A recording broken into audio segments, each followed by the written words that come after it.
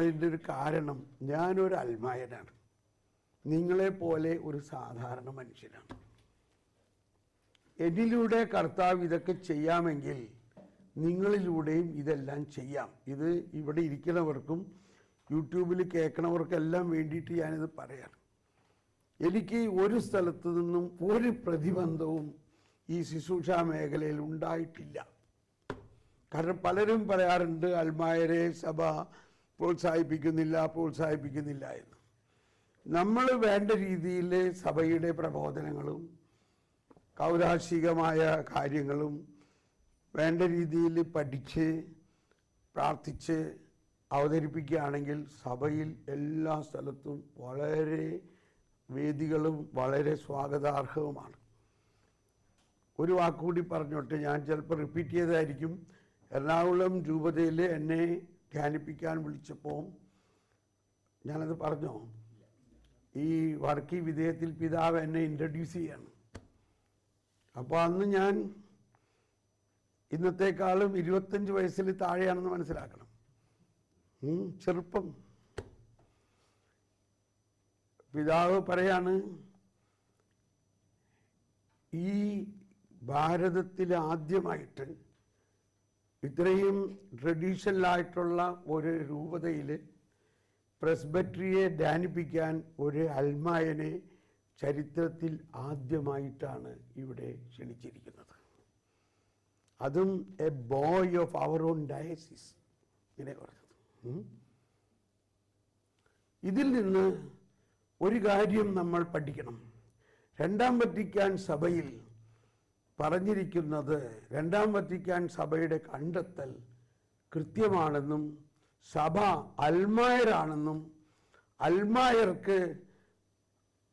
അൽമായർക്ക് they are in the front line of the church, ഇതൊക്കെ പറയണം എന്നുള്ളത് ഇതിൽ നിന്നും നമ്മൾ മനസ്സിലാക്കണം. ആലോചിച്ച് നോക്കിയേ. അപ്പോൾ ഇരിക്കണ അച്ഛന്മാരെല്ലാം പ്രായമായിട്ടുള്ള അച്ഛന്മാരുമാണ്. ഞാൻ പേടിച്ച് വിറച്ചിട്ടാണ് ധ്യാനിപ്പിക്കാൻ ആരംഭിച്ചത്. പക്ഷേ ധ്യാനം വളരെ മനോഹരമായി.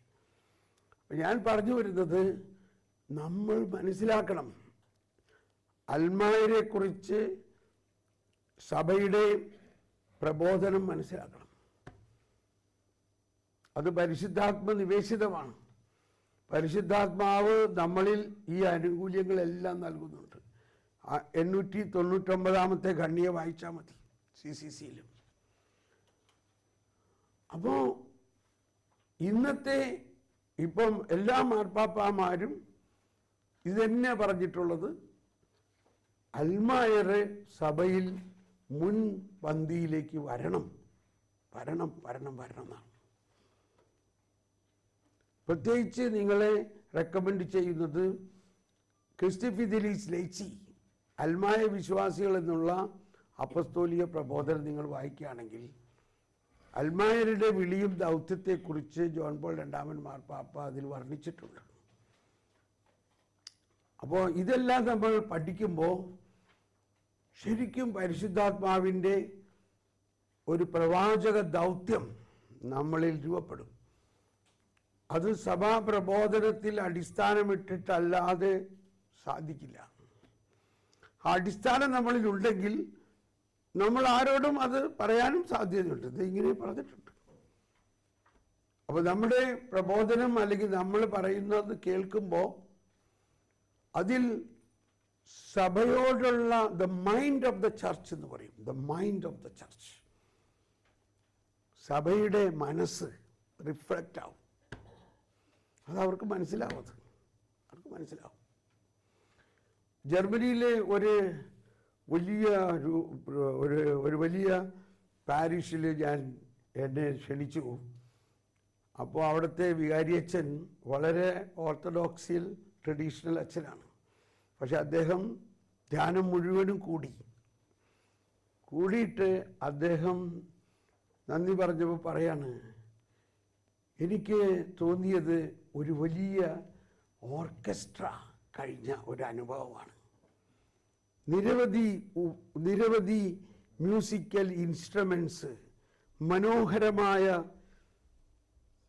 സിംഹണി ഇതിലൂടെ അവതരിപ്പിച്ചു. കാറ്റഗിസം, പാപ്പൽ ടീച്ചിങ്,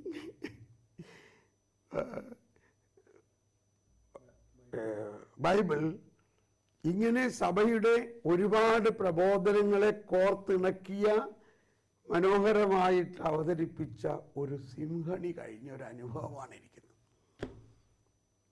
മനസ്സിലാവുന്നുണ്ടോ? ഇപ്പം അങ്ങനെ ഇവിടെ ഞാൻ അവതരിപ്പിച്ചിട്ടില്ല, കാരണം നമ്മുടെ സബ്ജക്റ്റ് വരെ. അതെനിക്ക് നല്ല ഫീൽ ചെയ്തിട്ടോ. അതായത് പല പ്രബോധനങ്ങൾ, ഒരു വശത്ത് ജോൺ പോൾ II-ൻ്റെ, ബെനഡിക്റ്റ് പിതാവിൻ്റെ, ഫ്രാൻസിസ് മാർപ്പാപ്പയുടെ, പിന്നെ കറ്റനവറയ, അതാണ് കറ്റനവറയ. എന്ന് പറഞ്ഞാൽ അതിനകത്ത് എന്തോരം വലിയ പിതാക്കന്മാരുടെ പ്രബോധനങ്ങളാണ്. അഗസ്തീനോസ്, ഹിലാരി, റാബാനോസ്, റെമേജിയോസ്, ഹിലാരിയോസ്, ഇതെല്ലാം ഇത് സ്പോണ്ടേനിയസ് ആയിട്ട് ഇങ്ങനെ വരികയല്ലേ. അപ്പോൾ ഇതെല്ലാം ഞാൻ പറയണത് ഇങ്ങനെയും ചെയ്യാം, ഇങ്ങനെയും പഠിക്കാം.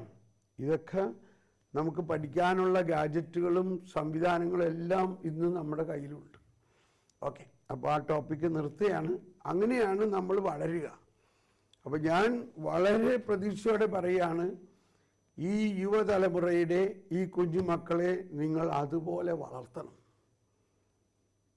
അതുപോലെ വളർത്തണം. കുറേ പഴയ കാര്യങ്ങൾ പഠിപ്പിച്ചതുകൊണ്ട് കാര്യമില്ല. ഈ പുതിയ ഒരു രീതിയിൽ വളർത്തണം. അതിന് നിങ്ങൾ തന്നെ, മിക്കവാറും നിങ്ങളൊക്കെ ഇപ്പോൾ ആ വളർച്ചയിലാണ്. അതുകൊണ്ട് എനിക്ക് തോന്നുകയാണ് അങ്ങനെ വളരാം, അങ്ങനെ വളരാം. ഓക്കെ, ഇനി എനിക്ക് ഇപ്പോൾ നമ്മൾ അവതരിപ്പിക്കാൻ പോകുന്ന സബ്ജക്റ്റ് പ്രവചനവരത്തെക്കുറിച്ചാണ്. പ്രവചനവരം. അപ്പോൾ നമ്മളിപ്പോൾ ചെറുതായിട്ട് അതിൻ്റെ ഒരു ആമുഖം ഞാൻ പറഞ്ഞിട്ട് പിന്നെ നമ്മൾ ഭക്ഷണം കഴിച്ചു കഴിഞ്ഞ് അതിൻ്റെ ഡീപ്പർ സെൻസിലേക്ക് കയറിയിട്ട് പിന്നെ അതിൻ്റെ വർക്ക്ഷോപ്പായിരിക്കും നമ്മളിന്ന് ചെയ്യാൻ പോണത്. ഇപ്പം ഇവിടെ ഈ പ്രവചനവരത്തെക്കുറിച്ച് പറയുമ്പോൾ പന്തക്കൊസ്ത ദിവസം ഉണ്ടായ ആ അത്ഭുതകരമായ പന്തക്കൊസ്ത അനുഭവത്തിൽ എന്താ സംഭവിച്ചത്? അവിടെയും വലിയ ഒരാരവം കേട്ട്, വലിയ ആരവം കേട്ട് ആ ജെറുസലേം ഭാഗത്തുണ്ടായിരുന്ന ആളുകളൊക്കെ അവിടെ ഓടിക്കൂടി. ആകാശത്തിന് കീഴിലുള്ള 2-ാം അധ്യായം 5-ാമത്തെ വചനമാണ്. ആകാശത്തിന് കീഴിലുള്ള സകല ജനപദങ്ങളിലും നിന്ന് വന്ന ഭക്തരായ യഹൂദർ ജെറുസലേമിലുണ്ടായിരുന്നു. ആരവമുണ്ടായപ്പോൾ ജനം ഒരുമിച്ച് കൂടുകയും, ശ്രദ്ധിക്കണം ഇനി പറയണത്, തങ്ങൾ ഓരോരുത്തരുടെയും ഭാഷകളിൽ അപ്പസ്തോലന്മാർ സംസാരിക്കുന്നത് കേട്ട് അത്ഭുതപ്പെട്ടു. ഇവിടെ നമ്മൾ സാധാരണഗതിയിൽ ചിന്തിക്കാത്തൊരു കാര്യം ഇവിടെയുണ്ട്. നമ്മളിതിൻ്റെ ബാക്കി ഭാഗങ്ങളൊക്കെ പഠിക്കാറുണ്ട്. ഇവര് കത്തോലിക്കരായിരുന്നോ? മാമോദിസ സ്വീകരിച്ചവരായിരുന്നോ? അല്ല. പക്ഷെ ഇവര് ആ പ്രദേശത്തുണ്ടായിരുന്ന ആൾക്കാരെല്ലാം വന്നിട്ട് ഈ അപ്പസ്തോലന്മാര് മറുഭാഷയിൽ അല്ലെങ്കിൽ ഭാഷാവരത്തിൽ പ്രവചിച്ച പ്രവചനം അവർ കേട്ടിട്ട് അവർക്കെല്ലാം മനസ്സിലായി. എങ്ങനെ മനസ്സിലായി? അവരവരുടെ മാതൃഭാഷയിൽ അവർക്ക് മനസ്സിലായി. എങ്ങനെ മനസ്സിലായി? അവർക്ക് ഈ ഭാഷാവരത്തിലുള്ള പ്രവചനത്തിൻ്റെ വ്യാഖ്യാനവരം പരിശുദ്ധാത്മാവ് കൊടുത്തു. അവർ വരദാനത്തിന് വല്ലതും ചോദിച്ചിട്ടാണോ? അവരെല്ലാവരിലും പരിശുദ്ധാത്മാവിൻ്റെ വരം നിറഞ്ഞിട്ട് അവരെല്ലാം അവരവരുടെ മാതൃഭാഷയിൽ ഇത് ശ്രവിച്ചു എന്നുള്ളതാണ്. അപ്പോൾ ഇവിടെ നമ്മൾ മനസ്സിലാക്കേണ്ടത്, പരിശുദ്ധാത്മാവ് നേരത്തെ നിങ്ങളെല്ലാം പറഞ്ഞ മാതിരി യാതൊരു എന്താണ് നിങ്ങൾ ഉപയോഗിച്ച വാക്ക്, ഒരു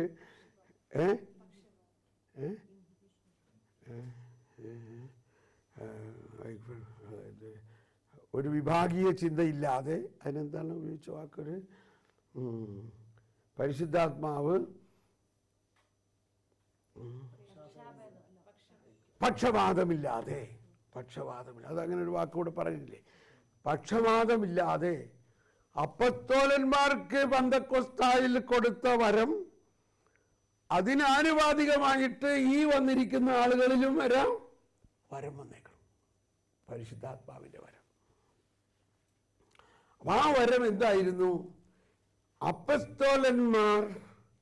അപ്പൊ അവിടെ നമ്മൾ മനസ്സിലാക്കേണ്ട ഒരു വരം ഭാഷാവരത്തിൽ ഉള്ള പ്രവചനമായിരുന്നു. അത് ഭാഷാവരത്തിൽ സംസാരിക്കുകയായിരുന്നു. ഭാഷാവരത്തിൽ പ്രാർത്ഥന വേറൊന്ന്. അത് നമുക്ക് പിന്നീട് അതിനെക്കുറിച്ച് ആ വ്യത്യാസം മനസ്സിലാക്കാം. അപ്പൊ കുറെ പേർക്ക് അത് മനസ്സിലായില്ല. അവർ പറഞ്ഞു ഇവരെന്താ രാവിലെ മുതൽ കണ്ടുപിടിച്ചോ എന്നുള്ള മാതിരിയൊക്കെ പറഞ്ഞപ്പോഴാണ്, അപ്പോഴാണ് പത്രോസ് എഴുന്നേറ്റു നിന്നോ. വളരെ പ്രധാനപ്പെട്ട ഒരു കാര്യമാണ്. പത്രോസ് 11 പേരോടൊപ്പം എഴുന്നേറ്റു. എന്താ, പത്രോസ് അത്രയും നേരം ഇരിക്കുകയായിരുന്നു. അപ്പോൾ പത്രോസ് എഴുന്നേറ്റു എന്ന് പറയുന്നത് ഒരു വളരെ വലിയ ഒരു ടോപ്പിക്കാണ്. പീറ്റർ സ്റ്റുഡ് അപ്പ്, അങ്ങനെ ഒരു പുസ്തകം തന്നെയുണ്ട്, പീറ്റർ സ്റ്റുഡ് അപ്പ്. എനിവേ, നമ്മുടെ topic Peter stood up and said. ഇത് ഇവര് കള്ളു കുടിച്ചിട്ട് പറയണതൊന്നുമല്ല. ഇനി 2:17 എന്താ പറയണേ?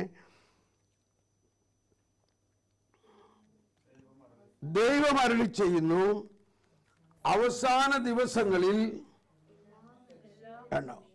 എല്ലാ മനുഷ്യരുടെയും മേൽ എൻ്റെ ആത്മാവിനെ ഞാൻ വർഷിക്കും. ഇത് നിങ്ങൾ വിശ്വസിക്കുന്നുവോ? എല്ലാ മനുഷ്യരുടെയും മേൽ എന്ന് പറഞ്ഞാൽ എല്ലാ ക്രിസ്ത്യാനികളുടെ പേരൊന്നല്ല, എല്ലാ മനുഷ്യരുടെയും മേൽ. അക്രൈസ്തവരും യഹൂദരും മുസ്ലിമുകളും ഹിന്ദുക്കളും ബുദ്ധിസ്റ്റും ഇവരെല്ലാവരുടെയും മേൽ ആത്മാവിനെ വർഷിക്കുന്നു. അപ്പൊ ഇവിടെ തന്നെ നമുക്ക് കാണാം, കൊർന്നേലിയോസിന്റെ വീട്ടിൽ, കൊർന്നേലിയോസ് ഒരു വിജാതീയനായ കൊർന്നേലിയോസ് ആത്മാവിനെ വർഷിച്ചു. ഇപ്പൊ നമ്മൾക്ക് ദർശനങ്ങൾ പലതും കിട്ടിയിട്ട് മനസ്സിലായില്ല എന്നപോലെ പത്രോസിന് പോലും ആദ്യം ദർശനം കിട്ടിയിട്ട് മനസ്സിലായില്ല. ഇതെന്താണ് ഈ വലിയ ഒരു കാലത്തിൽ കുറെ വന്യമൃഗങ്ങളെല്ലാം വെട്ടിക്കൂട്ടി എനിക്ക് തിന്നാൻ കൊണ്ടുവന്നേക്കുന്നത്? പത്രോസിന് മനസ്സിലായില്ല. അതുകൊണ്ട് മനസ്സിലായില്ല എന്ന് ചേർത്ത് വിഷമിക്കണ്ട. മനസ്സിലായോ? കാരണം ആ വെളിപാട് കിട്ടാനായിട്ടൊരു അല്പം ടൈം എടുക്കുകയാണ്. 3 പ്രാവശ്യം കർത്താവ് പറഞ്ഞു, നീ എന്താണ് ഇങ്ങനെ പറയണേ? ഞാൻ വിശുദ്ധീകരിച്ചതിന്, ദൈവം വിശുദ്ധീകരിച്ചതിന് നീ അശുദ്ധമാണെന്ന് എന്തുകൊണ്ടാ പറയണത്? ആരെക്കുറിച്ചാണത്? അങ്ങനെ ഇരിക്കുകയാണ് വാതിൽക്കൽ ഒരു മുട്ട് കേൾക്കണം. ഇത് സൈമൺ പത്രോസ് താമസിക്കുന്ന വീടാണോ? യെസ് യെസ്, ഞാനാണ് സൈമൺ പത്രോസ്. ആ, ഞങ്ങളെ കൊർന്നേലിയോസ് അയച്ചതാണ്. അപ്പൊ പരിശുദ്ധാത്മാവ് പറയാണ്, ഒന്നുകൊണ്ടും ഭയപ്പെടേണ്ട, നീ അവരോട് കൂടെ പോവുക, ഞാനാണ് അവരെ അയച്ചത്. അപ്പോഴാണ് ഈ ദർശനത്തിന്റെ അർത്ഥം അദ്ദേഹത്തിന് മനസ്സിലാവാൻ തുടങ്ങിയത്. അതായത് അതൊരു പ്രവചനമാണ്. കർത്താവ് എന്താണ് നേരത്തെ പറഞ്ഞ വാക്ക്? പക്ഷപാതം കാണിക്കുന്നില്ല. യഹൂദർക്ക് ലഭിച്ച അതേ അഭിഷേകം തന്നെ വിജാതിയർക്കും കൊടുക്കാൻ കർത്താവ് തീരുമാനിച്ചിരിക്കുന്നു. എന്തൊരു വലിയ ഒരു ഓപ്പണിംഗ് ആണെന്ന് നോക്കിയ സഭയിൽ.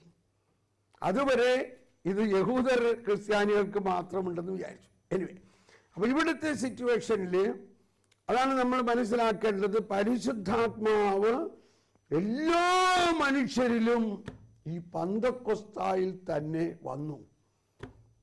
ഇന്ന് ആ പരിശുദ്ധാത്മാവാണ് എല്ലാ മനുഷ്യരെയും വ്യത്യസ്ത രീതിയിൽ അടുപ്പിച്ചുകൊണ്ടിരിക്കുന്നതെന്ന് നമ്മൾ വിശ്വസിക്കണം. നമ്മൾക്ക് ഈ വിശ്വാസം ആദ്യം ഉണ്ടാകണം. ഇനി എന്നിട്ട് അടുത്ത് പറയാണ്, എന്താണ് ആ ജോയേൽ പ്രവചനം എന്തായിരുന്നു? എന്റെ ദാസന്മാർ നിങ്ങളുടെ യുവാക്കൾക്ക് നിങ്ങളുടെ പുത്രന്മാരും പുത്രിമാരും പ്രവചിക്കും. കണ്ടോ? അപ്പൊ ആദ്യത്തെ വരം എന്താ? ഇവിടുത്തെ പ്രവചനപരമാണ്. നിങ്ങളുടെ പുത്രന്മാരും പുത്രിമാരും നിങ്ങളുടെ യുവാക്കൾ ദർശനങ്ങൾ കാണും, നിങ്ങളുടെ വൃദ്ധന്മാർ സ്വപ്നങ്ങൾ കാണും. അതിനുശേഷം നിങ്ങളുടെ സേവകർ, അതായത് ശുശ്രൂഷകർ പ്രവചിക്കും. വീണ്ടും പ്രവചനം 18-ാമത്തെ വചനത്തിൽ പറയാം. അപ്പൊ ഈ ബൈബിള് മുഴുവനും എന്ത് വരത്തിലൂടെയാണ് രചിക്കപ്പെട്ടിരിക്കുന്നത്? പ്രവചനപരമാണ്. ഇന്ന് ഈ ഓരോ സുവിശേഷം വായിക്കുമ്പോഴും നമ്മൾ അതിൽ കാണുന്നതെല്ലാം പ്രവചനവും പ്രവചനത്തിന്റെ പൂർത്തീകരണവുമാണ്. ഇന്നെന്തായിരുന്നു സുവിശേഷം ഇന്നത്തെ? ഇന്ന് ഞാൻ അത് പറഞ്ഞപ്പോ ഞാൻ പ്രത്യേകം കാര്യം ഓർത്തു. നമ്മൾ അതിനു മുമ്പ് പറഞ്ഞിരുന്നത് എന്തായിരുന്നു? ഓർത്തോ ഇല്ലയോ? നമ്മൾ അതിനു മുമ്പ് എന്താ പറഞ്ഞത്? ഒരു 24 മണിക്കൂറെങ്കിലും ദേവാലയത്തിൽ ഇരിക്കുന്ന കാര്യം പറഞ്ഞപ്പോ ഇവിടെ പറയാണ് സദാസമയം. എത്ര നാള്? 84 വയസ്സായി അവൾക്ക്. അവൾ 7 വർഷം ഭർത്താവിനോട് കൂടെ ജീവിച്ചു, പിന്നെ വിധവയായി. അപ്പോൾ ഒരു കണക്ക് വെച്ചൊരു ചിലപ്പോൾ അവളൊരു 17 വയസ്സിൽ വിവാഹം ചെയ്തു എന്ന് വിചാരിച്ചോ, ഒരു അപ്രോക്സിമേഷനിൽ. പിന്നെ 7 വർഷം വിവാഹ ജീവിതം, അങ്ങനെ 24 വയസ്സിൽ വിധവയായി. ഇപ്പൊ 54 വയസ്സ്. അപ്പൊ എത്ര വർഷം അവർ ദേവാലയത്തിൽ നിന്നും വിട്ടുപോകാതെ രാവും പകലും ശ്രദ്ധിക്കണം കേട്ടോ. രാവും പകലും ഉപവാസത്തിലും പ്രാർത്ഥനയിലുമായിരുന്നു യേശു ജനിക്കുന്നതിന് മുൻപ്. എന്തുകൊണ്ട് ഇങ്ങനത്തെ ഒരു ശുശ്രൂഷ നമുക്ക് ചിന്തിച്ചൂടാ? അറ്റ്ലീസ്റ്റ് ഒരു ദിവസം. അപ്പോൾ എനിവേ, അപ്പോൾ അതൊരു കൺഫർമേഷൻ പോലെ എനിക്ക് തോന്നി ഇന്നത്തെ സുവിശേഷം. ശരിക്കും അങ്ങനെ ഒരു ശുശ്രൂഷ ഇല്ല ഇന്നത്തെ സുവിശേഷമാണ്. ഓക്കെ, അപ്പൊ കമ്മിങ് ടു ദ പോയിന്റ്, ഇപ്പൊ നമ്മൾ ഈ പുതിയ നിയമത്തിൽ അപ്പസ്തോല, അപ്പൊ നമ്മൾ ഈ പൗലോസ്ലീഹയുടെ ലേഖനങ്ങളിൽ കാണുന്ന മറ്റൊരു ശൈലിയിലാണ് സഭ അപ്പസ്തോലരും പ്രവാചകരുമാകുന്ന അടിത്തറയിൽ പണിയപ്പെട്ടിട്ടുള്ളതാണ്. ഇതൊക്കെ ആദ്യം നമ്മൾ വായിക്കുമ്പോൾ നമ്മൾ പെട്ടെന്ന് വിചാരിക്കുന്നത് അത് എസക്കിയലും ഏശയ്യായും ജെറമ്യായും ഒക്കെയാണ് നമ്മൾ വിചാരിക്കുന്നത്. പക്ഷെ അല്ല, ഈ പുതിയ നിയമത്തിലെ നമ്മളാകുന്ന പ്രവാചകർ. അപ്പൊ നമ്മൾ വിശ്വസിക്കേണ്ടത് ഈ പെന്തക്കോസ്തായിലൂടെ എല്ലാവരിലും പ്രവചനവരം നൽകിയിരിക്കുന്നു. കണ്ടോ? ആർക്കാണ്? എല്ലാവരും പ്രവാചകരാണ്. അപ്പൊ ഇതിന്റെ ഒരു പ്രവചനം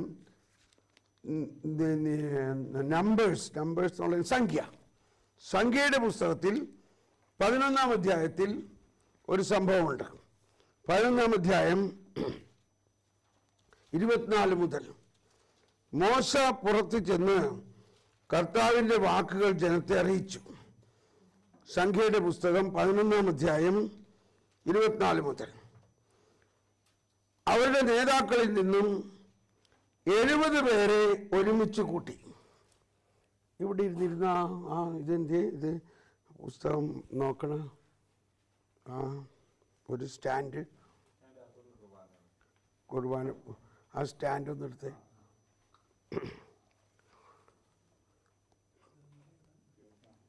കർത്താവ് ഓക്കെ, ഒന്നുകൂടി. മോശ പുറത്തു ചെന്ന് കർത്താവിൻ്റെ വാക്കുകൾ ജനത്തെ അറിയിച്ചു. അവരുടെ നേതാക്കളിൽ നിന്ന് 70 പേരെ ഒരുമിച്ച് കൂട്ടി. കണ്ടോ? ഇതാണ് പുതിയ നിയമത്തിൽ ഈശോ 70 പേരെ അയച്ചതിൻ്റെ എല്ലാം ഒരു തുടക്കം. Thank you.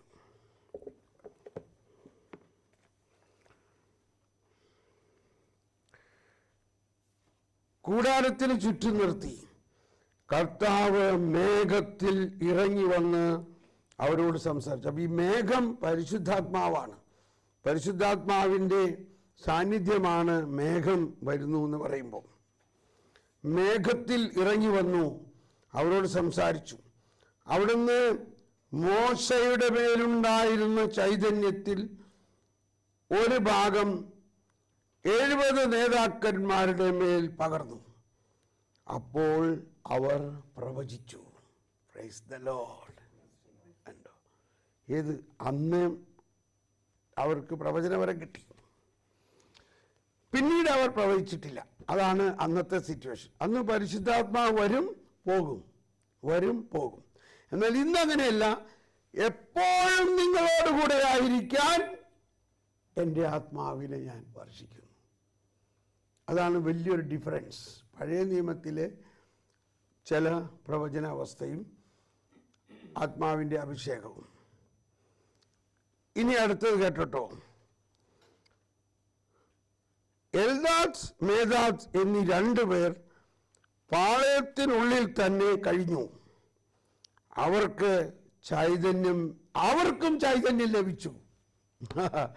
അവർ പട്ടികയിൽ ഉൾപ്പെട്ടിരുന്നെങ്കിലും കൂടാരത്തിന്റെ സമീപത്തേക്ക് പോയിരുന്നില്ല. മനസ്സിലായോ? അവർ പാളയത്തിനുള്ളിൽ വെച്ച് തന്നെ പ്രവചിച്ചു.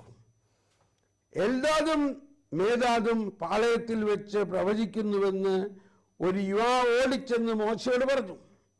ഇത് കേട്ട് നൂനിന്റെ മകനും മോശയുടെ തിരഞ്ഞെടുക്കപ്പെട്ട ശുശ്രൂഷകരിൽ ഒരുവനുമായ ജോഷുവ പറഞ്ഞു, പ്രഭോ, അവരെ വിലക്കുക. മോശ ജോഷുവയോട് പറഞ്ഞു, എന്നെ പ്രതി നീ അസൂയപ്പെടുന്നുവോ? കണ്ടോ, മോശയുടെ ഹൃദയം ദൈവത്തിൻ്റെ ഹൃദയമാണ്. ദൈവമാണ് ഇപ്പം മോശയിലൂടെ സംസാരിക്കുന്നത്. ഒന്നെല്ലാവരും ഏറ്റു പറഞ്ഞേ, കർത്താവിൻ്റെ ജനം മുഴുവൻ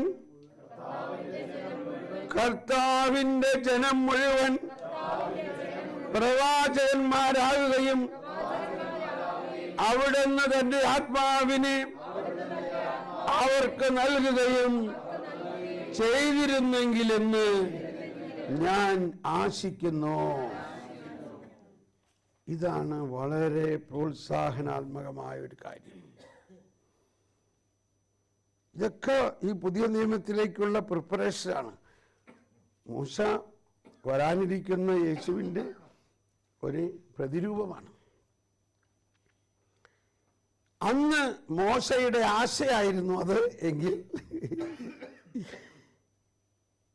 ആ ആശ ഒരു പ്രവചനമായിട്ട് ജോയൽ പ്രവാചകനിലൂടെ വരികയാണ് ചെയ്തത്. എന്താണ്?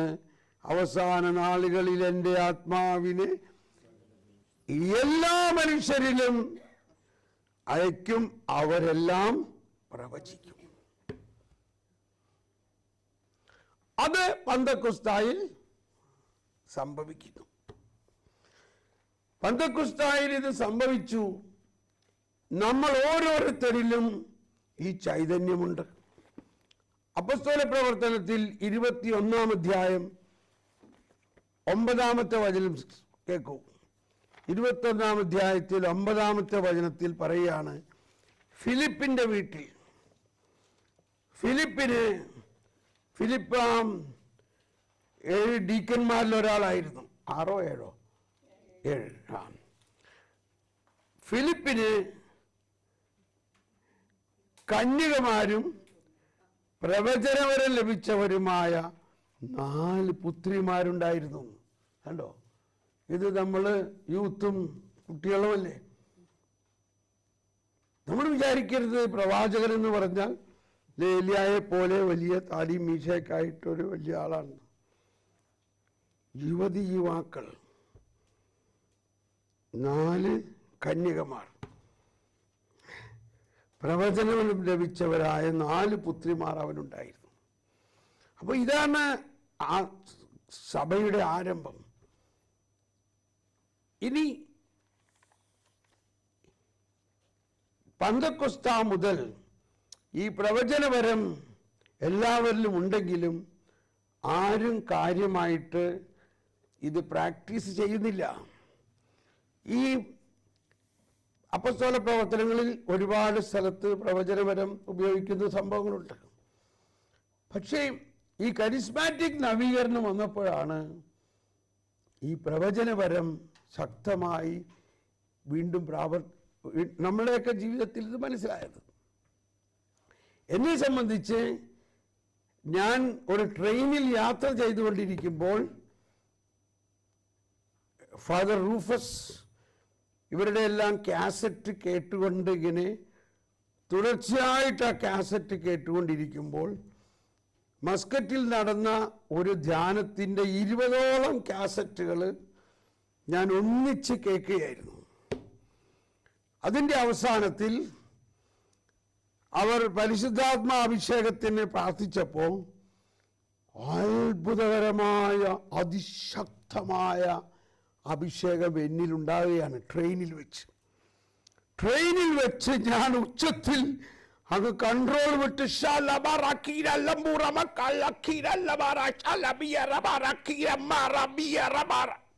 ഇങ്ങനെ അങ്ങോട്ട് പ്രവചിക്കാൻ തുടങ്ങി. കുറച്ച് കഴിഞ്ഞപ്പോഴാണ് ദൈവമേ, ട്രെയിനിൽ ആൾക്കാരൊക്കെ എന്നെ ശ്രദ്ധിക്കുന്നുണ്ടല്ലോ, ഒരു പരിസര ബോധം വന്നത്. ഇതിപ്പോൾ നിങ്ങളൊരു എനിക്ക് അഗൻസ്റ്റ് ആയിട്ട് എടുക്കരുത്, ഇങ്ങനെയാണെങ്കിൽ എനിക്ക് വേണ്ടാട്ടൊന്ന് പറയരുത്. അങ്ങനെ പ്രശ്നം ഉണ്ടാക്കാനാണ് ഞാനില്ല. പക്ഷേ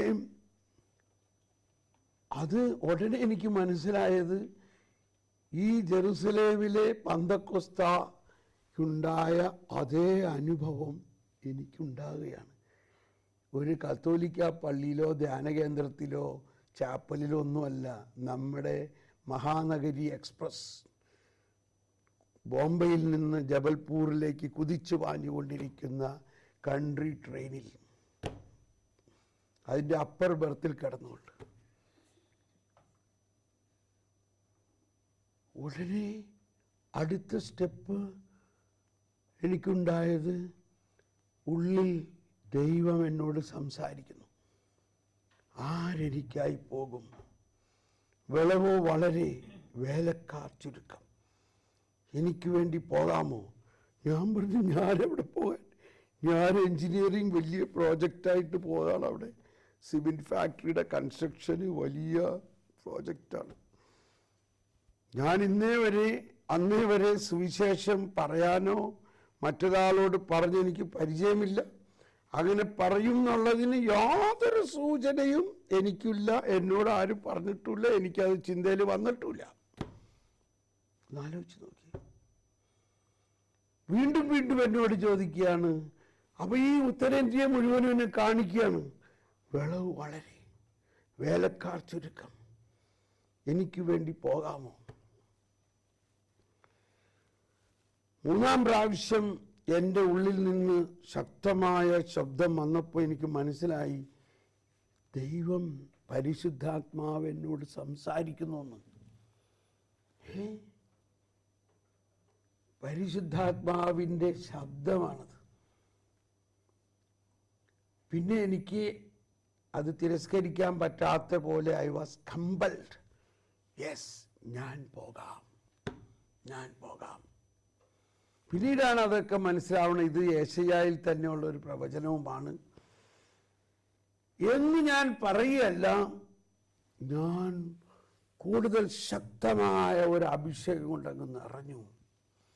എനിക്ക് ഭയങ്കര ഒരു ആത്മീയ നിർവൃതി, ഒരു ആത്മീയ ശാന്തി, ഒരു സന്തോഷം, എന്തെന്നില്ലാത്ത ഒരു വിസ്മയകരമായ അനുഭവമൊക്കെ ഉണ്ടാകുകയാണ്. ഞാൻ മുകളിൽ നിന്ന് ഇറങ്ങി ആ വിൻഡോ സൈഡിലുള്ള സീറ്റിലിരുന്നു. ജനാലയ്ക്ക് കൂടി നമ്മുടെ ഇന്ത്യൻ ട്രെയിനിന് ജനാല തുറന്നിടാല്ലേ, നല്ല തണുത്ത കാറ്റടിച്ചിങ്ങനെ ഇരിക്കുമ്പോൾ ഇതെല്ലാം എന്നെ ശ്രദ്ധിച്ചുകൊണ്ടിരുന്ന ഒരു ഹിന്ദിക്കാരൻ ഒരാൾ എൻ്റെ അടുത്ത് വന്നിട്ട് പറഞ്ഞ്, അരേ ഭായ് സാബ് ആപ്കോ ക്യാ ഹോ ഗയാ? അപ്പം ഞാൻ പറഞ്ഞു, മുझे कुछ खराब नहीं हुआ, मुझे प्रभु ईसा मसीह का अनुभव हुआ है. और कौन है ईसा मसीह? ईसा मसीह ആരാ? അപ്പൊ അയാളുടെ പുറകെ നിന്ന് ഒരാൾ വന്നിട്ട് പറയാൻ, അരെ ഈസാ മസീഹ് ईसाइयों का भगवान है, तुम्हारे साथ कोई संबंध नहीं, हट जाओ. അവന് എൻ്റെ അടുക്കൽ നിന്ന് ദൂരെ അകറ്റിയാണ്. അപ്പൊ ഞാൻ പറഞ്ഞു, ऐसा मत बोलो, ईसा मसीह ईसाइयों का निजी संपत्ति नहीं है. എനിക്ക് തന്നെ മനസ്സിലാവുന്നില്ല ഇത് എവിടെന്നാണ്, ആരാണ് ഈ പറയണെന്ന്. ഈശോ മിശിഹ ക്രിസ്ത്യാനികളുടെ ഒരു പ്രൈവറ്റ് പ്രോപ്പർട്ടി അല്ല. ഈശോ മിശിഹ വന്ന സമയത്ത് ഈശോ മസീഹ് ജബ് ആയാ തോ കോയി ഈസായി നഹീ താ. ഈശോ മിശിഹ വന്നപ്പോൾ ഒറ്റ ക്രിസ്ത്യാനി ഉണ്ടായിരുന്നില്ല, മരിച്ചപ്പോഴും ക്രിസ്ത്യാനി ഉണ്ടായിരുന്നില്ല. ഇത് ഞാൻ എവിടെന്നാണ് ഈ ശബ്ദം പറഞ്ഞത് എനിക്ക് അറിഞ്ഞുകൂടാ. ഞാൻ അങ്ങനത്തെ ഒരു സിദ്ധാന്തം അന്നേ വരെ ചിന്തിച്ചിട്ടില്ല, പറഞ്ഞിട്ടില്ല. കേട്ടോ, പരിശുദ്ധാത്മാവ് എന്നിലൂടെ പ്രവചിക്കുകയാണ്. അത് എൻ്റെ സുവിശേഷ പ്രഘോഷണത്തിൻ്റെ ഏറ്റവും മർമ്മമായിട്ട് മാറി. ഈസാ മസീഹ് ईसाइयों का प्राइवेट प्रॉपर्टी नहीं हो. ഈശോ മിശിഹ ഇതെല്ലാവർക്കും ഭയങ്കര സ്വാഗതാർഹമായി. ഈശോ മിശിഹ ക്രിസ്ത്യാനികളുടെ ഒരു പ്രൈവറ്റ് പ്രോപ്പർട്ടി അല്ല. ഈശോ മിശിഹ എല്ലാ മനുഷ്യർക്കും വേണ്ടിയാണ് വന്നത്. നീ ഹിന്ദു, എന്നിട്ട് ഇവരോട് പറയാൻ, നീ ഹിന്ദു ആകാം, മുസ്ലിം ആകാം, സിഖ്, പഞ്ചാബി, പാഴ്സി ആകാം, നിനക്ക് വേണ്ടി കൂടിയാണ് ഈശോ മിശിഹ വന്നത്. ആ ഈശോ മിശിഹ നിന്നെ സ്നേഹിക്കുന്നു, ആ ഈശോ മിശിഹ നിന്നെ അനുഗ്രഹിക്കുന്നു, ആ ഈശോ മിശിഹ നിന്നെ സൗഖ്യപ്പെടുത്തും. ഇങ്ങനെ അങ്ങ് പറയാൻ തുടങ്ങി. 45 മിനിറ്റ് നേരം ഹിന്ദിയിൽ, അതാണ് ഹിന്ദി എനിക്ക് ഒരു അഭിഷേകമാണെന്ന് പറയുന്നത്. ഹിന്ദിയിൽ സുവിശേഷം പ്രഘോഷിക്കുമ്പോൾ എനിക്ക് ഭയങ്കര അഭിഷേകമാണ്. അങ്ങനെ പിന്നീട് ഞാൻ 3 ഭാഷ പഠിച്ച് 3 ഭാഷയിൽ ഒരേ സമയം സുവിശേഷം പ്രഘോഷിക്കാൻ ആരംഭിച്ചു. देखो मैं तुम्हारे द्वार का सामने खड़ा होकर खटखटाता हूं, जो मेरी वाणी सुनकर द्वार खुलेगा मैं उसका अंदर आऊंगा, उसके साथ भोजन करूंगा. കണ്ടാലും ഇതാ ഞാൻ നിന്റെ വാണത്തിന്റെ മുമ്പിൽ മുട്ടുന്നു, എന്റെ ശബ്ദം കേട്ട് കതക് തുറക്കുന്നവന്റെ ഉള്ളിൽ ഞാൻ കടന്നു വരും, ഞാൻ അവനോടൊപ്പം ഭക്ഷണം കഴിക്കും. Behold, I stand at your door and knock. Whoever listen to my voice and open the door, I will come inside and sup with him. Behold, seek first the kingdom of God and its righteousness, rest all things will be added unto you. पहले स्वर्ग का राज्य और वहां का धार्मिकता का goes में लगे रहो, बाकी सब कुछ यूं ही जोड़ा जाएगा. കണ്ടാലും ആദ്യം നിങ്ങൾ സ്വർഗരാജ്യം, അവിടുത്തെ നീതിയും അന്വേഷിക്കുക, ബാക്കിയുള്ളതെല്ലാം. ഇങ്ങനെ 5 ദിവസം ഞാൻ ഡൽഹിയിലെ ധർക്കത്തോല ഇൻഡോർ സ്റ്റേഡിയത്തിൽ 5 ദിവസം ധ്യാനിപ്പിച്ചിട്ടുണ്ട്. ഓരോ സെന്റൻസും 3 ഭാഷയിൽ പറഞ്ഞു. ഓരോ സെന്റൻസും ഒരു വശത്ത് ഹിന്ദിക്കാരിരിക്കുന്നു, ഇവിടെ മലയാളികളിരിക്കുന്നു, ഇവിടെ ഇംഗ്ലീഷുകാരിരിക്കുന്നു. എന്തോ ഒരു അഭിഷേകമാണെന്നറിയാമോ ഈ വ്യത്യസ്ത ലാംഗ്വേജിൽ നമ്മൾ പറയുമ്പോൾ. എനിവേ, അപ്പോൾ ഇത് കഴിഞ്ഞ് ഞാൻ ഉത്തരേന്ത്യയിൽ ഞാൻ ഇറങ്ങേണ്ട സ്ഥലത്ത് ഇറങ്ങിയപ്പോൾ അവിടെ എന്നെ സ്വീകരിക്കാൻ വന്നിരുന്ന എൻ്റെ അസിസ്റ്റൻ്റ് എഞ്ചിനീയറിൻ്റെ കൂടെ അവിടുത്തെ വികാരി അച്ഛനും വന്നേക്കണം. ഞാൻ വികാരി അച്ഛനോട് ഈ കാര്യങ്ങൾ പറഞ്ഞും അവിടെ തന്നെ റെയിൽവേ സ്റ്റേഷനിൽ തന്നെ മുട്ടുകുത്തി എനിക്ക് വേണ്ടി പ്രാർത്ഥിപ്പിച്ചു. അതിനുശേഷം ഞാൻ പറഞ്ഞു, നമുക്ക് ഉടനെ സുവിശേഷ വേല ഇവിടെ ആരംഭിക്കണം, ഞാൻ വരാം അച്ഛൻ്റെ കൂടെ. അങ്ങനെ ഗ്രാമങ്ങളിലൊക്കെ പോയി ഞാൻ സുവിശേഷം പ്രഘോഷിക്കാൻ തുടങ്ങി. അങ്ങനെ ആ പ്രഘോഷണം ആരംഭിച്ചു കഴിഞ്ഞപ്പോൾ എന്നിൽ ഒരുപാട് വരദാനങ്ങൾ ഇങ്ങനെ പ്രവർത്തിക്കാൻ തുടങ്ങി. ആ സമയത്തുള്ള ഒരു സംഭവം, ഞാനിങ്ങനെ ഒരു ദിവസം അച്ഛനുണ്ടായില്ല, ഞാൻ ഒറ്റയ്ക്ക് ഒരു സൈക്കിളിൽ തൊപ്പിയും വെച്ചുകൊണ്ട് ഇങ്ങനെ പോകാണ്. അപ്പോൾ ഒരു മഞ്ഞ തൊപ്പി എൻ്റെ അവിടുത്തെ ഒരു ലാൻഡ്മാർക്കാണ്. ആ ഇടയ്ക്ക് ഞാൻ ബോംബെയിലെ കൺവെൻഷന്, നമ്മുടെ രായിക്കാമ്പറമ്പിലച്ഛൻ്റെ കൺവെൻഷൻ ഉണ്ട്, ആ കൺവെൻഷനിൽ രക്ഷാക്കാ സന്ദേശം എന്ന് പറഞ്ഞിട്ട് ഒരു ചെറിയ പുസ്തകം, രക്ഷയുടെ സന്ദേശം, ₹1 എന്ന് പറഞ്ഞു. ഞാൻ പറഞ്ഞു ഒരു 100 തരാൻ പറഞ്ഞു. അയാൾക്ക് തന്നെ അത്ഭുതപ്പെട്ട് എന്ത് ചെയ്യാനാണ് ഇയാൾ 100. ഞാൻ ഉദ്ദേശിച്ചത് ഇതും കൊണ്ട് ഉത്തരേന്ത്യയിൽ പോയിട്ട് വീട് തോറും കയറി ഇറങ്ങി ഇത് കൊടുക്കാം, അങ്ങനെ ഒരു സുവിശേഷ വേല ചെയ്യാം. അന്ന് എനിക്ക് ഈ വചനം എന്നെ വളരെ സ്ട്രൈക്ക് ചെയ്തു. ചെറിയ കാര്യത്തിൽ നീ വിശ്വസ്തനെങ്കിൽ നിന്നെ ഞാൻ വലിയ കാര്യം ഏൽപ്പിക്കും. ചെറിയ കാര്യം, ഈ ₹1 രക്ഷാക്കാ സന്ദേശ് ഈ ഹിന്ദിക്കാർക്കെല്ലാം കൊണ്ടുപോയി കൊടുത്ത് അവരെ യേശുവിനെ കുറിച്ച് പറയുക, ചെറിയ കാര്യം. അപ്പൊ എന്നെ അവിടെയുള്ള ആൾക്കാരൊക്കെ ഏതാണ്ട് വട്ടനായിട്ട് കണക്കാക്കി. 10 വർഷത്തിന് ശേഷം ആ രൂപതയെ അച്ഛന്മാരെ ധ്യാനിപ്പിക്കാൻ എന്നെ വിളിക്കുകയാണ്. അന്ന് ബിഷപ്പ് ഇൻട്രൊഡ്യൂസ് ചെയ്തുകൊണ്ട് പറയായിരുന്നു, ഇയാൾ 10 വർഷം മുമ്പ് ഇവിടെ വന്നപ്പോൾ നമ്മളിൽ പലരും വിചാരിച്ച് എനിക്കെന്തോ സുഖമില്ലാന്ന്. ഇന്ന് അദ്ദേഹമാണ് നമ്മുടെ റിട്രീറ്റ് പ്രീച്ചർ. എനിവേ, ഇത് ഭയങ്കര രസകരമാണ് ഈ സംഭവം. അപ്പോൾ ഞാനങ്ങനെ പോകുമ്പോൾ ഒരു ഹിന്ദു ഫാമിലിയുടെ എന്നോട് പറഞ്ഞ് ആ വീട്ടിൽ കയറാൻ പറഞ്ഞു. ഞാൻ പറഞ്ഞു ഞാൻ എന്തും പറഞ്ഞുകൊണ്ട് ആ വീട്ടിൽ കയറണം. അപ്പോൾ കർത്താവ് പറയാണ്, നീ പോയിട്ട് ഒരു ഗ്ലാസ് വെള്ളം ചോദിക്കും. ഞാൻ അങ്ങനെയല്ലേ സമരിയക്കാരിയുടെ അടുത്ത് പോയത്. ഞാൻ വെള്ളം വല്ലതും കുടിച്ചോ? ഞാൻ വെള്ളം കുടിച്ചില്ലല്ലോ. അത് നല്ലൊരു ഐഡിയ ആണ്. അപ്പം ഞാൻ അവിടെ പോയി മുട്ടി, ഒരു വാതിൽ തുറന്നു. थोड़ा पानी पिलाएगा? और जरूर पिलाएंगे, आप आइए बैठिए. അവർക്ക് വലിയ സന്തോഷമാണ് നമ്മളൊരു വെള്ളം ചോദിക്കുകയാണെങ്കിൽ. വലിയ സന്തോഷമാണ് വെള്ളം കുടിക്കാൻ കൊടുക്കണതൊക്കെ, വലിയൊരു പുണ്യപ്രവൃത്തിയാണത് അവർക്ക്. അപ്പം എന്നെ അവിടെ ഇരുത്തി, आप कहाँ से आया? मैं मुंबई से आया है. मुंबई से? आपका क्या नाम है? Thomas Paul. ओ, आप ईसाई है क्या? हाँ ईसाई है, ഞാനൊരു ക്രിസ്ത്യാനിയാണ്. അപ്പോൾ അവർ ചോദിക്കുകയാണ്, ആപ്പ് ഓ ഈസാ के बारे में थोड़ा बताएगा? Praise the Lord. കേട്ടോ, ഇതാണ് കർത്താവ് നമുക്ക് മുൻപേ പോണെന്ന് പറയണം. അങ്ങനെ നമ്മുടെ നമ്പർ ഇറക്കി. ഈസാ മസീഹ് ईसाइयों का कोई प्राइवेट प्रॉपर्टी नहीं. ईसा मसीह जब आया तो कोई ईसाई नहीं. ഇവർക്ക് ഭയങ്കര സന്തോഷം. അപ്പോഴേക്കും അകത്തൊരു കൊച്ചിൻ്റെ ഭയങ്കര കരച്ചിൽ, എന്ന് പറഞ്ഞൊരു കരച്ചിൽ. അപ്പോൾ ഇയാൾ പറഞ്ഞു, ക്ഷമ കർണ, ഓ ബച്ച ബഹുത് ബീമാർ ഹെ. അപ്പോഴെനിക്ക് മനസ്സിലായി എന്തിനാണ് എന്നെ ഇവിടെ കൊണ്ടുവന്നത്. അതുകൊണ്ട് ഈ കൊച്ചിന് തീരെ സുഖമില്ലാണ്ടായിട്ട് 3-4 ദിവസമായി പല ഡോക്ടറെ അടുത്ത് കൊണ്ടുപോയിട്ടും ഒരു ശമനമില്ല. എന്തോ വയറിന് അസുഖമാണ്, ഭയങ്കര കരച്ചിൽ. അപ്പോൾ ഞാൻ പറഞ്ഞു, ईसा मसीह उनको चंगा करेगा. अगर आप ईसा मसीह में विश्वास करेगा तो अभी बच्चा चंगा ही होगा, क्योंकि प्रभु ईसा मसीह ने कहा है जो मुझ में विश्वास करता है वो हाथ लगाएगा तो प्रभु चंगा करेगा. വിശ്വാസികൾക്ക് ഈ അടയാളമുണ്ട്, അവർ രോഗികളുടെ മേൽ കൈവയ്ക്കുമ്പോൾ രോഗി സൗഖ്യമാകും. मैं विश्वासी हूँ, अगर आप विश्वास करेगा तो आप भी विश्वासी है, हम दोनों मिलकर प्रार्थना करेंगे. अच्छा ऐसा होगा क्या? हो तो बहुत अच्छा है. വേഗം കൊച്ചിനെ കൊണ്ടുവന്നു.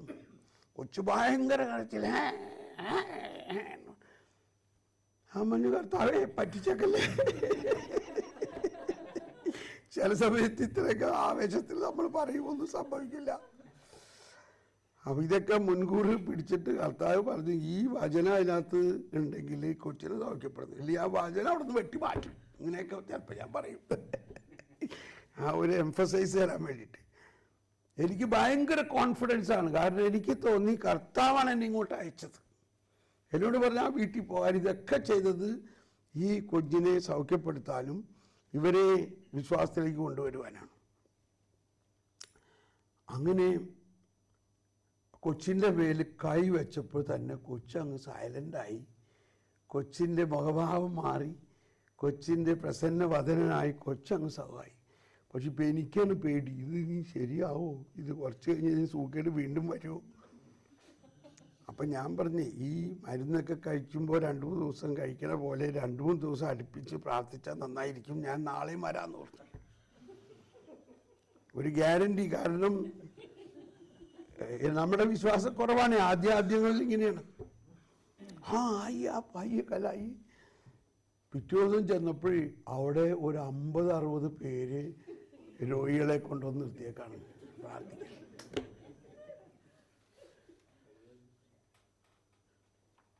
അത് കഴിഞ്ഞ് ഞാൻ വികാരി അച്ഛനോട് പറഞ്ഞു, നീ ആ ഗ്രാമത്തിൽ പോയിന്നോ?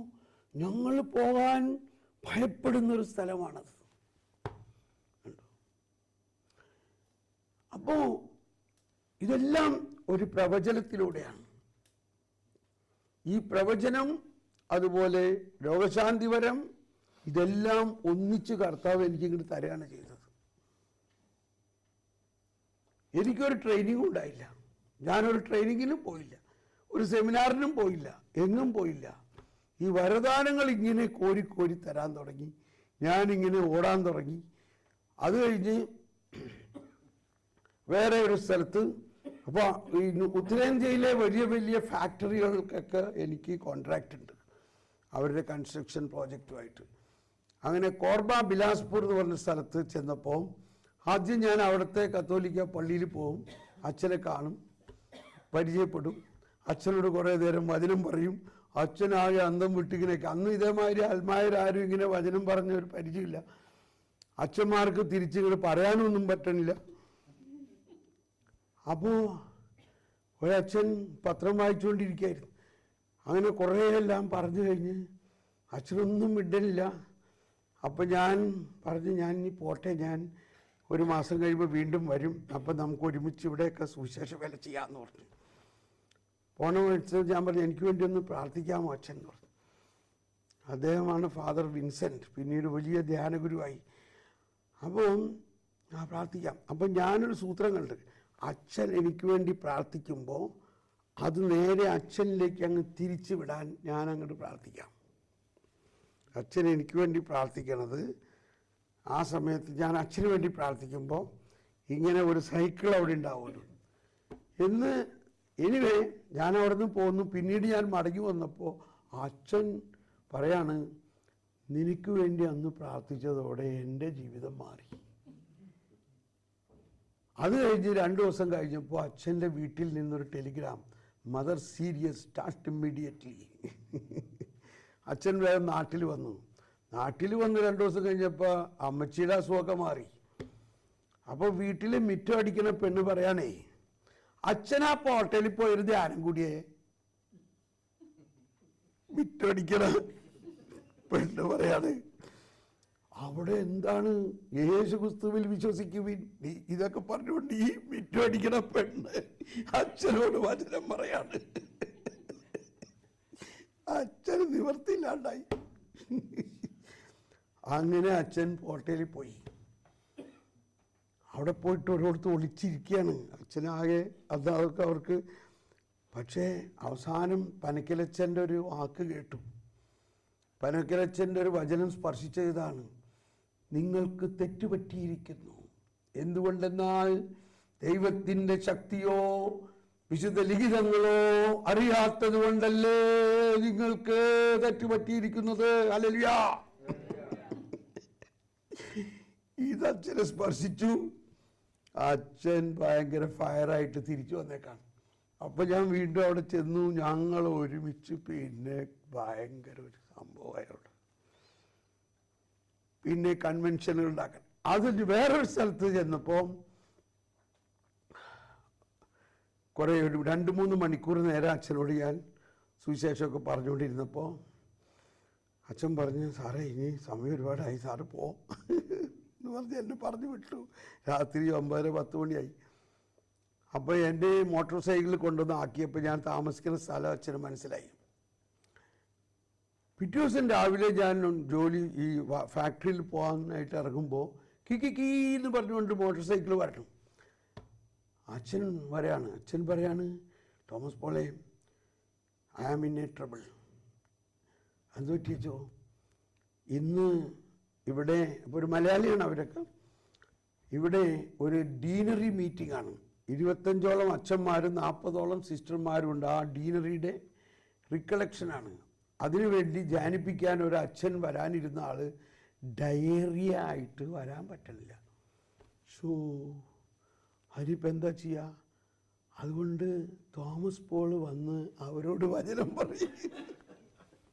ഞാൻ പറഞ്ഞു, ഞാൻ ഇന്നവരെ ഇങ്ങനെ വൈദികരോടൊന്നും സംസാരിച്ചിട്ടില്ല. വൈദികരോട് സംസാരിച്ചിട്ടില്ലെന്നോ? ഇന്നലെ 3 മണിക്കൂർ എന്നോട് സംസാരിച്ചില്ലേ? അതിപ്പോൾ അച്ഛനോട് എൻ്റെ ദൈവാനുഭവം അതാണ് ഈ സംസാരിക്കണമെന്ന് പറഞ്ഞാൽ, അതാണ് ഈ ധ്യാനിപ്പിക്കണമെന്ന് പറഞ്ഞാൽ. ഇന്നലെ എന്നോട് പറഞ്ഞത് അങ്ങനെ തന്നെ പറഞ്ഞാൽ മതി എന്ന് പറഞ്ഞു. അത് ഞാൻ പറയാം എന്ന് പറഞ്ഞു. നമുക്ക് ഇങ്ങനെ വല്ല ഐഡിയ ഉണ്ടാവും. ഒരു 45 മിനിറ്റ് കഴിഞ്ഞിട്ട് ഒരു ബ്രേക്ക് വേണം, അച്ഛന്മാർക്കൊക്കെ ധ്യാനിപ്പിക്കുമ്പോൾ എന്ന് തോന്നില്ല. ഞാൻ ഈ 3 മണിക്കൂർ ഒറ്റടിക്ക് 9 മണിക്ക് തുടങ്ങിയിട്ട് നോക്കുമ്പോൾ മണി 12:30. അച്ഛന്മാര് പറയാണ്, എടാ തോമായി, നീ ഞങ്ങളെ അങ്ങ് ഇരുത്തി കളഞ്ഞല്ലോ. അവര് സമയം പോയത് അറിഞ്ഞില്ല. ശരിക്കും അവര് പറയാണ്, this is a charism for you. You have a gift of preaching to the priest.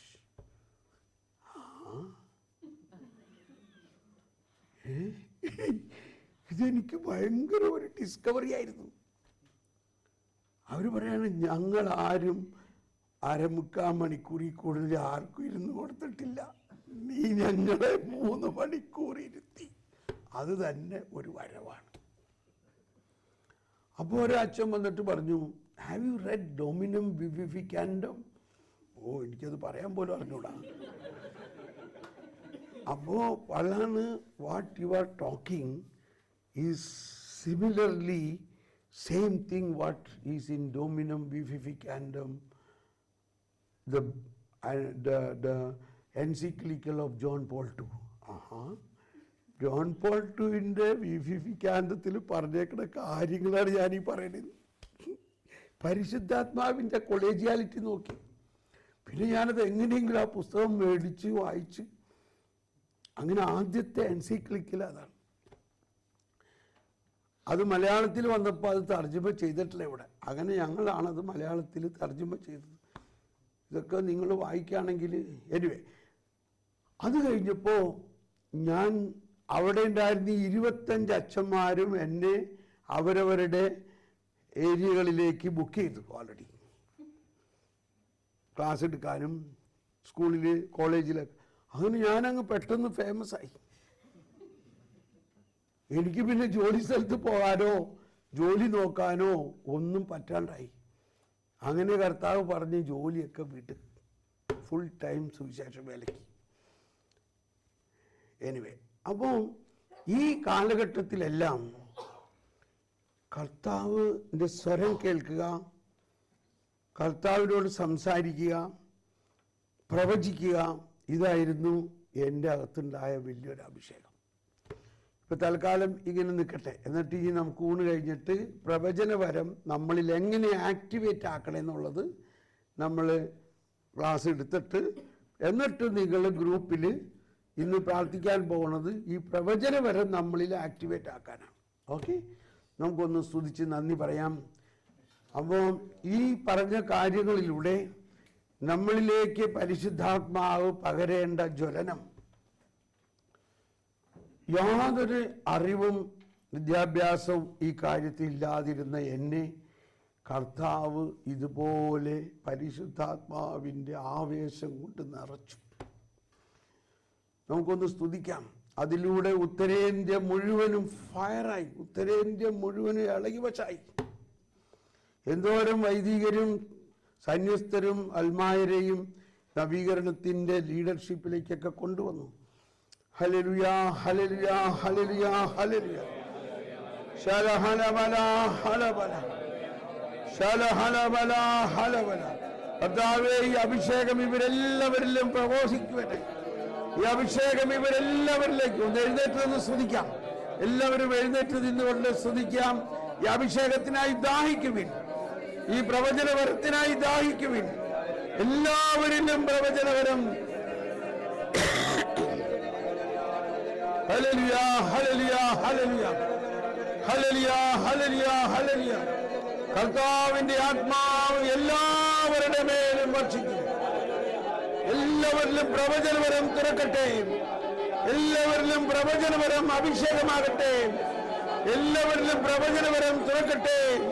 ശാല ഹല ബല ഹല ബല ഹല ബല ശാല ഹല ബല ഹല ബല ഹല ബല ശാല ഹല ബല ഹല ബല ഹല ബല ശാല ബല ഹല ബല ഹല ബല ശാല ബല ബല ബല ബല ബല ബല ബല ബല ബല ബല ബല ബല ബല ലബു ലബു ലബു. പ്രവചനവരം അഭിഷേകമാകട്ടെ. ഒരു പ്രവചനം വരുന്നു. ഇപ്പോ ഒരു പ്രവചനം വരുന്നു. ഇത് പ്രവചനം വരുമ്പോൾ നമ്മളുടെ അകത്ത് ഇങ്ങനെ ഒരു തള്ളലുണ്ടാവും. നമ്മുടെ മുഖമൊക്കെ ഇങ്ങനെ ചൂടാവും. നമ്മൾക്ക് പറയാതിരിക്കാൻ പറ്റാത്ത, എന്താ പറയാൻ പോണെന്ന് നമ്മൾ അറിയില്ല. നമ്മുടെ മനസ്സിലല്ല പ്രവചനം വരുന്നത്. പ്രവചനം വരുന്നത് നമ്മുടെ അധരത്തിലാണ്. അതാണ് പെട്ടെന്ന് മനസ്സിലാക്കേണ്ട ഒരു കാര്യം. അതാണ് ജെറമ്യായോട് പറഞ്ഞു, കർത്താവ് അവൻ്റെ അധരത്തിൽ സ്പർശിച്ചിട്ട് പറഞ്ഞു. കണ്ടോ, അധരത്തിൽ. ഇതാണ് ഏറ്റവും പ്രധാന പോയിന്റ്. നമ്മൾ ഒരു പ്രവചനം അല്ലെങ്കിൽ കർത്താവ് എന്തെങ്കിലും പറയാണ്ടാവുമ്പോൾ നമ്മൾ മനസ്സുകൊണ്ട് ചിന്തിക്കുകയാണ്. ഇവിടെ മനസ്സുകൊണ്ട് ചിന്തിക്കരുത്, നമ്മളൊന്നും ചിന്തിക്കരുത്. Lord you speak. വെള്ളം ഉണ്ടോ? ഇല്ല.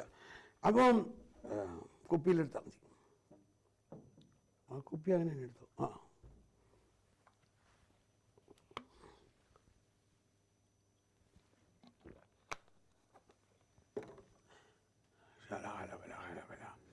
അപ്പോൾ ഇങ്ങനെയാണ് അത് വരണത്.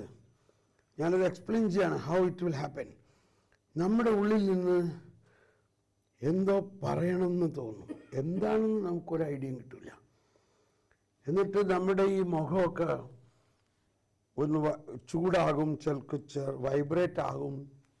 ഇവിടെയൊക്കെ ആരോ തടവണമായിട്ട് തോന്നും. എന്തോ പറയാൻ പോകുന്നുണ്ട്. ഇനി അത് മറുഭാഷയിൽ വരാം, എങ്കിൽ അതിൻ്റെ വ്യാഖ്യാനം നമ്മൾ വ്യാഖ്യാനിക്കാനുള്ള വരം തരും. ഇല്ലെങ്കിൽ വേറെ ആരെങ്കിലും വ്യാഖ്യാനിക്കണം. അല്ല, നമ്മുടെ മാതൃഭാഷയിലും വരാം.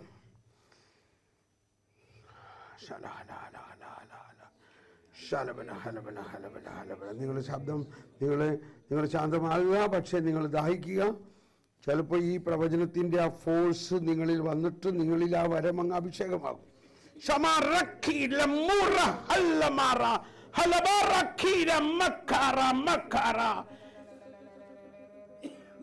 ഇതിന്റെ വ്യാഖ്യാനമാണ്, എന്റെ വാത്സല്യഭാചനങ്ങളെ, ഞാൻ തന്നെ എന്റെ ത്രിവിധ അഭിഷേകത്താൽ നിങ്ങളിൽ ജ്വലിക്കുന്നു. ഞാനിത് ഇതിനു മുൻപും അരുളി ചെയ്തിട്ടുണ്ട്, ഞാൻ വീണ്ടും അരുളി ചെയ്യും. നിങ്ങളിൽ ഉള്ള പ്രവചനവരത്തെ ഇന്ന് ഞാൻ അഭിഷേകമാക്കും. ഇന്ന് ഞാൻ നിങ്ങളിലൂടെ പ്രവചിക്കും.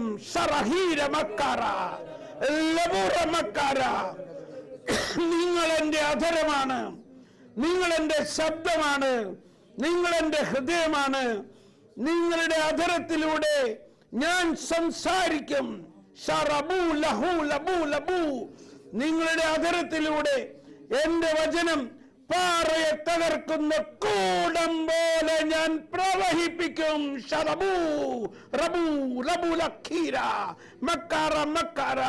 എന്റെ മക്കളെ, നിങ്ങൾ ഓരോരുത്തരിലും എന്റെ അഭിഷേകത്തിന്റെ സാന്ദ്രത ഞാനിതാ ഇപ്പോൾ ജ്വലിപ്പിക്കുന്നു. സ്വീകരിക്കുവിൻ, എന്റെ അഭിഷേകം സ്വീകരിക്കുവിൻ. ആമേൻ. Hallelujah, hallelujah, hallelujah.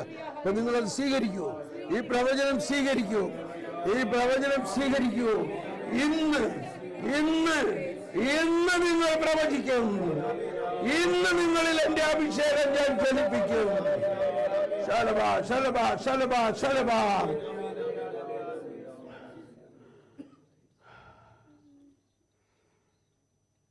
കുറച്ച് ദിവസം മുമ്പ് നമ്മുടെ ഈ കറ്റേനാവറയാമത്തെ പ്രോഗ്രാമിൽ ഒരു പ്രവചനം വന്നപ്പോൾ ഇതാ ഇപ്പോൾ തന്നെ നിങ്ങൾ പ്രവചിക്കുമെന്നും പറഞ്ഞുകൊണ്ട് വന്നു. അപ്പോൾ ഇത് കേട്ട ഒരാൾ, അയർലൻഡിൽ വെച്ച് ഒരാൾ കേട്ടിട്ട് അയാൾ വണ്ടി നിർത്തി എഴുന്നേറ്റ് അങ്ങ് പ്രവചിക്കാൻ തുടങ്ങി. Price the Lord. അത് വലിയ ഒരു ശക്തമായ പ്രവചനമായിരുന്നു. അതുപോലെ തന്നെ അയർലൻഡിൽ ഈ മാതാവിൻ്റെ ഓപ്പറേഷൻ നടന്ന ചാപ്പലിൻ്റെ തൊട്ട് മുമ്പിലത്തെ റോഡിൻ്റെ അപ്പുറത്തായിട്ട് ഒരു വലിയ ബിൽഡിംഗ് 7-8 വർഷമായിട്ട് അടഞ്ഞു കിടക്കുകയായിരുന്നു. അത് ഹ്യൂമൻ ലൈഫ് ഇൻ്റർനാഷണൽ എന്ന് പറഞ്ഞൊരു ഓർഗനൈസേഷൻ അത് മേടിച്ചിട്ടേക്കണതാണ്. പക്ഷെ അവർക്ക് അറിഞ്ഞൂടെ എന്ത് ചെയ്യണമെന്നോ അവർക്ക് അതിൻ്റെ ഒരു ഐഡിയ കിട്ടണില്ല. അവരാദ്യം അത് പൊളിച്ചു പണിയാൻ നോക്കി, അത് പറ്റിയില്ല. അങ്ങനെ ഇരിക്കുക. അതിൻ്റെ ഡയറക്ടർമാരെ എന്നെ കണ്ടിട്ട് പറഞ്ഞു, ഡയറക്ടർ എന്നോട് പറഞ്ഞു നമ്മുടെ ധ്യാനം കൂടെ ഒന്നപ്പോൾ ഈ പ്രവചനപരത്തിൻ്റെ ധ്യാനമായിരുന്നു.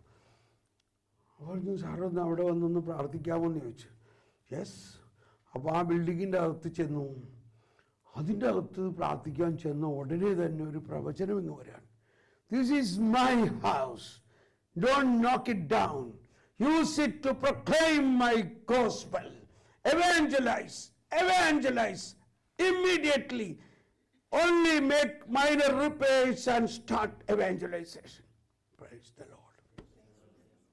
ഇയാളിത് കേട്ടിട്ട് എന്ത് ചെയ്യുന്നായി. ഡയറക്ടർ ബോർഡൊക്കെ തീരുമാനിച്ചിട്ടേക്കണത് ഇത് പൊളിച്ച് പണിയണം വേറെ എന്നുള്ളതാണ്. ഞാൻ പറഞ്ഞു ഏതായാലും നിങ്ങൾക്ക് അതിൻ്റെ പെർമിഷൻ ഇപ്പം ഇല്ല, പെർമിഷൻ ഉണ്ടാവും പൊളിച്ചോ, അതുവരയ്ക്കും സുവിശേഷം പ്രഘോഷിക്കും, പ്രവചനം. അങ്ങനെ അവരതങ്ങ് സ്വീകരിച്ചു. ഇത് സ്വീകരിച്ചപ്പോൾ വിത്തിൻ ഫ്യൂ ഡേയ്സ് പല സ്ഥലത്തുനിന്ന് വോളണ്ടിയേഴ്സ് വന്ന് അവരുടെ ഒരു ചെലവും കൂടാതെ ഈ ബിൽഡിംഗ് മുഴുവനും റിന്യൂ ചെയ്ത് 1.5 മാസത്തിനകത്ത് ആ വലിയ ബിൽഡിങ്ങിൽ സുവിശേഷ പ്രഘോഷണം ആരംഭിച്ചു. ഇപ്പം ഞാൻ എല്ലാ മാസവും അവിടെ പോയി സുവിശേഷം പ്രഘോഷിക്കേണ്ടി വരികയാണ്. 7 വർഷമായിട്ട് അടഞ്ഞു കിടന്ന ബിൽഡിംഗ് ഒറ്റ പ്രവചനത്തിലൂടെ തുറക്കപ്പെട്ടു. ഇതാണ് പ്രവചനത്തിൻ്റെ ശക്തി. അതിൻ്റെ ആ ഡയറക്ടർ തന്നെ ഇപ്പോൾ വലിയ പ്രവചനമാണ്. എപ്പോഴും അദ്ദേഹത്തിന് ഈ പ്രവചനവരെ അങ്ങ് കയറിയിട്ട് പുള്ളി അങ്ങ് പ്രവചിക്കുകയാണ്. വലിയ he's A very famous person. അങ്ങനെ ഒരുപാട് പേരിൽ ഈ പ്രവചനപരം വന്നിട്ട് വളരെ ശക്തമായ ഒരു തരംഗമായിരിക്കുകയാണ് അയർലൻഡിൽ. Praise the Lord. അപ്പോൾ അതാണ് ഇവിടെ ഇനി അടുത്തുണ്ടാകാൻ പോണത്, ഒരു തരംഗം, ഒരു പ്രവചനത്തിൻ്റെ തരംഗം. റെഡി? ഇന്ന് ഇനി ഉറക്കമൊന്നുമില്ല, വേഗം പോയിട്ട് വായോ ഭക്ഷണം കഴിച്ചിട്ട്.